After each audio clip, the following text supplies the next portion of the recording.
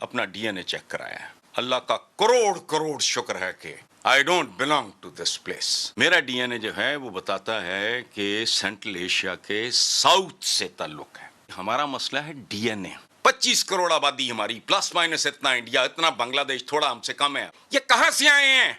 और उस गलीज तरीन डीएनए का आगे जो बॉटम लाइन है वो हमारा सियासतदान। बस डीएनए इज द आंसर। आपने सही सुना। तो इन्होंने कहा है कि डीएनए इज द आंसर, और इन्होंने कहा है कि एक डीएनए जो है वो गलीज होता है और एक डीएनए अच्छा होता है, यानी कि एक डीएनए सुपीरियर होता है और एक इन्फीरियर होता है।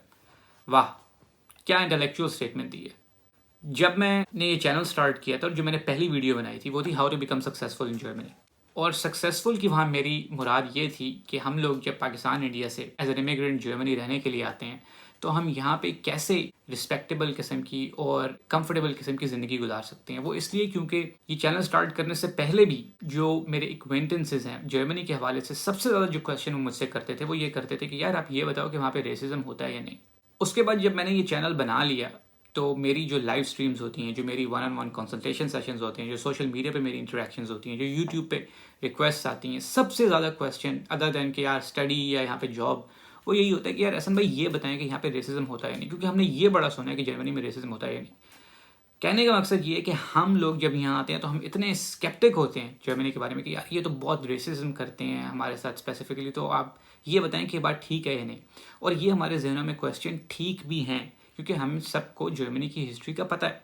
लेकिन अगर आप इमेजिन करें कि ये जो इन्होंने एक इंटेलेक्चुअल स्टेटमेंट दी है, ये अगर कोई जर्मन में ट्रांसलेट करके यहाँ पे जो ऐसे न्यूज़ मीडिया हाउसेस हैं जो फार राइट की पार्टीज़ का प्रोपेगेंडा पैडल करते हैं उनको कोई भेज दे और ये लोग प्रोपेगेट करना शुरू कर दें फार राइट वाले कि देखो जिन मुल्कों से ये इमिग्रेंट्स, ये अजाइलम सीकर्स आते हैं वो तो अपने मुल्कों में ही ये बातें कर रहे हैं कि ये डीएनए इन्फीरियर होता है, ये डीएनए सुपीरियर होता है, वो तो खुद ही एक दूसरे के साथ रेसिज्म कर रहे हैं, उन्होंने तो खुद ही एक दूसरे को कास्टों में डाला हुआ है, तो ये हम लोगों से क्या तवक्को करते हैं और ये हमारे बारे में स्केप्टिक है कि हम इनके खिलाफ रेसिज्म करते हैं। और हम तो अगर ये करते हैं अपने बारे में तो इसका मतलब है हम तो फिर ठीक करते हैं बिल्कुल, क्योंकि अगर ये अपने डीएनए को सुपीरियर कहते हैं तो हम भी कह सकते हैं। 70 साल पहले हिटलर यही कहता था ना कि कोई एक रेस जो है वो सुपीरियर है, कोई एक जो है वो इन्फीरियर है।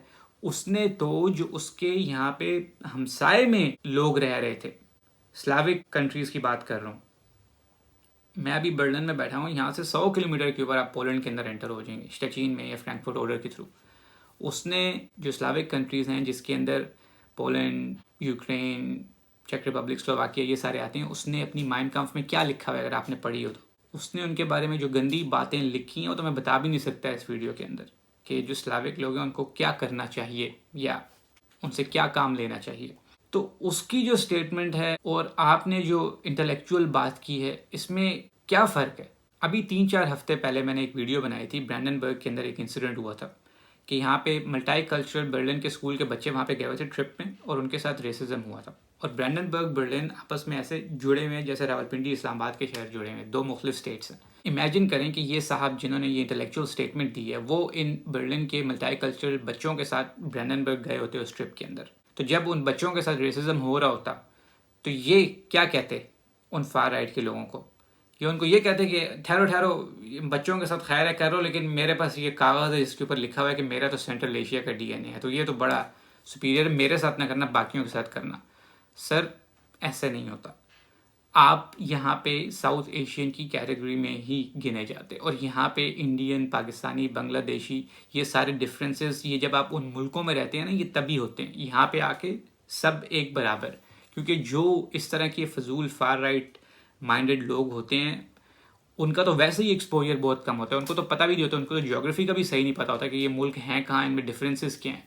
तो वो अगर आपको कहीं बाहर देखते हैं तो आपके ख्याल में वो पहले आपसे आके ये पूछेंगे कि अच्छा यार ये बता दो कि आपका पासपोर्ट कौन सा है, फिर मैं देख के डिसाइड करूंगा कि आपके खिलाफ रेसिज्म करना है या नहीं, या मुझे डीएनए रिपोर्ट दिखा दो अपनी कि अगर आप सेंट्रल एशियन हो तो फिर छोड़ दूंगा, साउथ एशियन हो तो फिर मैं कर दूंगा।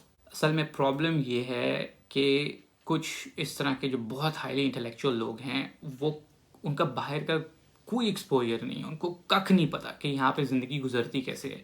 ये बाहर ज़रूर गए होंगे, ये 50-60 दफ़ा बाहर गए होंगे, ये शॉपिंग मॉलों में गए होंगे, छुट्टियाँ गुजार के शॉपिंग करके वापस चले गए होंगे, इनको पता भी नहीं है कि जो यूरोप के मल्टी कल्चरल शहर हैं, जो बड़े बड़े शहर हैं, मैं उनकी बात कर रहा हूँ, वहाँ पे ज़िंदगी कैसे गुजरती है, लंदन के अंदर ज़िंदगी कैसे गुजरती है। बर्लिन की आपको एग्जांपल देता हूँ कि जिस कंपनी में मैं काम कर रहा हूँ वो कंपनी फ़ख्र से ये बताती है कि हमारे पास 35 नेशनैलिटीज़ के लोग काम करते हैं।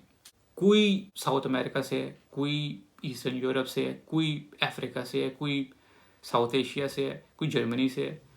क्या वो ये कहते हैं एक दूसरे को कि अच्छा यार जिसका डीएनए इधर का होगा उसको मैनेजर बना देंगे, जिसका नहीं होगा उसको ये बना देंगे। और इसमें एक शायद ये भी प्रॉब्लम है कि जो ये जनरेशन है इस तरह के इंटेलेक्चुअल्स की, उन्होंने अपने आप को चेंज नहीं किया इंटरनेट के आने के बाद। इंटरनेट के आने से अब बहुत अरसा हो गया अब तो कि दुनिया बहुत ग्लोबल हो चुकी है, और ये अभी आज की बात नहीं है, ये बहुत पहले से हो चुकी है, आपको नहीं पता। और ये आगे और ज़्यादा ग्लोबल होने जा रही है। बर्लिन जैसे शहर के अंदर आप कभी रहें यहाँ पे, तो यहाँ पे 140-150 नेशनैलिटीज़ के लोग रहते हैं, एक दूसरे के साथ काम करते हैं, एक दूसरे के साथ रहते हैं। कोई ये बातें नहीं करता कि मेरा डीएनए अच्छा, तुम्हारा डीएनए अच्छा नहीं है। आपको पता है कि जर्मनी के अंदर भी 2-3 साल पहले पार्लियामेंट के अंदर हीटेड डिबेट हो रही थी कि जर्मन कॉन्स्टिट्यूशन में वर्ड रेस लिखा है, और वो भी सिर्फ इस कॉन्टेक्स्ट में लिखा है कि बेसिक ह्यूमन राइट है कि कोई भी किसी रिलीजन से हो, नेशनैलिटी से हो, रेस से हो, व्हाटएवर, तो उसके साथ इक्वल ट्रीटमेंट करनी चाहिए, उसको एक इंसान की तरह ट्रीट करना चाहिए, ये वो लिखा हुआ है। उसके अंदर भी पार्टीज जो हैं वो ये कह रही हैं कि यार रेस का वर्ड निकाल दो क्योंकि सब इंसान बराबर हैं। मैं एटलीस्ट यही कहूँगा कि मेरा तो यूरोप के अंदर बड़े शहरों में रहने का एक्सपीरियंस है, और वो एक्सपीरियंस मैं अपना शेयर करता रहता हूँ, और वो एक्सपीरियंस यही है जो आने वाले बच्चे हैं जो यहाँ पे पढ़ने आएंगे, या जो आ चुके हैं, या जो यहाँ पे आके जॉब करेंगे, कि यार आप अगर लोगों को इंसान ट्रीट करेंगे तो वो भी आपको इंसान ट्रीट करेंगे। और ये डीएनए वगैरह ये तो ऐसी बातें हैं कि इस पे तो वैसे भी किसी का कोई इख्तियार नहीं होता, ये तो सब तुक्का होता है, और एक लक होती है कि आप किस घर में पैदा हो जाते हैं, आप किस बिलीफ सिस्टम में पैदा हो जाते हैं, किस मुल्क में पैदा हो जाते हैं, इससे क्या फ़र्क पड़ता है। इंसान तो सब बराबर होते हैं, और at the end of the day तो जो इंसान अपनी अपॉर्चुनिटीज़ को सही तरह से यूटिलाइज़ करता है, नई नई अपॉर्चुनिटीज़ ढूंढता है, अपने टाइम को सही तरह से यूटिलाइज़ करता है, वो आगे बढ़ता है। और भी बहुत सारे फैक्टर्स होते हैं, लेकिन ये फैक्टर कहीं पे भी नहीं होता। अगर आप यहाँ पे आके एक रिस्पेक्टेबल ज़िंदगी गुजारना चाहते हैं तो आप लोगों को भी वैसे ही ट्रीट करें जैसे आप अपने आप को ट्रीट करवाना चाहते हैं, यानी कि उनको एज एन इंसान देखें।